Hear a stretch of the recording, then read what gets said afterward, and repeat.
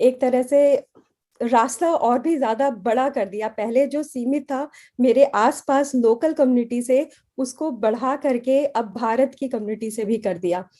तो इसका ये हुआ कि मैं एक एनजीओ से भी जुड़ गई, और वहाँ के लोगों को मैंने अपनी कक्षा में बुलाया, और मैंने उसको एकदम फॉर्मल मेरी कक्षाएं हो गई, जो कम्युनिटी बेस्ड कक्षाएं हो गई, जिसमें जिसको मेरा जो विश्वविद्यालय है वो भी सपोर्ट करता है।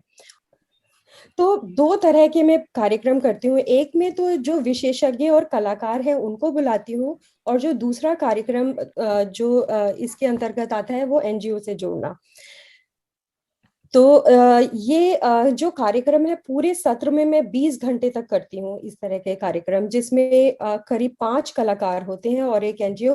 तो इसमें इनकी तैयारी भी जुड़ी हुई है। 20 घंटे में सिर्फ सारे लोग नहीं होते, बस इनकी तैयारी भी होती है, जिनको मैं इस दौरान कराती हूँ। सो तैयारी में कैसे कराती हूँ, जब कोई एक आता है, वो भी जूम के जरिए, कि मैं उनका परिचय ले लेती हूँ, पहले ही उनसे बातचीत करती हूँ, और उसके बाद वो बातचीत जो है वो विद्यार्थी सुनते हैं, और उसके आधार पर वो कुछ प्रश्न तैयार करते हैं। जब हमारा जो मेहमान है वो कक्षा में आता है, तो उनको ऐसा लगता है कि हम इनको जानते हैं। तो जैसे उदाहरण के तौर पर मंजू जी हमारी क्लास में आए, उन्होंने जब अपना साक्षात्कार दिया मुझे, तो वो हम कह रहे थे, और ये उनको मालूम है कि हम भी एक क्षेत्रीय, मतलब उसमें लखनऊ से हैं वो, तो वो हम ऐसा करते हैं, ऐसे ऐसा कर रही थी। तो क्लास में उन्होंने मुझसे फिर से पूछा, उन्होंने कहा अच्छा ये हम मैं क्यों नहीं कहती है, ये हम क्यों कहती हैं। तो एक तरह से लिंग्विस्टिक्स का मतलब वो कंपैरिजन भी करने लग गए। दिल्ली यंग आर्टिस्ट फोरम है उन लोगों का नाम, जो वो जिस एनजीओ से मैंने जोड़ा, उनको उनसे मैं पहले मिली भी हूँ, कोरोना से पहले मैं वहां जाकर के उनसे मिली भी थी। तो ये बहुत ही एक अच्छा हम लोगों का सहयोग से कार्यक्रम चलने लग गया, और ये हम आगे भी चलाएंगे।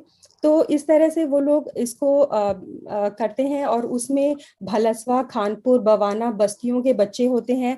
तो इसमें सबसे अच्छी बात यह है कि जो एनजीओ के बच्चों की उम्र है और जो हमारे बच्चों की उम्र है वो एक ही है। तो वो समान उम्र के लोग जब आपस में बात करते हैं, तो उनकी क्या क्या रुचियां होती हैं, आदान प्रदान एक अलग तरह से हो जाता है। इसकी एक बड़े कलाकार से बात करना और एक हम उम्र से बात करना उनके लिए बहुत बहुत बढ़िया अनुभव रहा, और इसके बारे में उन्होंने बहुत दिनों तक चर्चा की क्लास पे भी। तो इस जब हम बातचीत करते हैं तो उसकी रूपरेखा ये होती है कि जब एनजीओ के लोग आते हैं, तो 40 मिनट तक तो हम सारे एक साथ बात करते हैं, जिसमें हम अपने गाने सुनाते हैं उनको, और वो लोग भी अपने गाने सुनाते हैं, अपनी बातचीत बताते हैं, आजकल क्या चल रहा है भारत में और अमेरिका में। तो उन सब चीजों के बारे में करते हैं, और फिर 20 मिनट जो होता है वो ब्रेकआउट रूम में वो वन ऑन वन बात करते हैं, एक एक एक से ही बात करता है।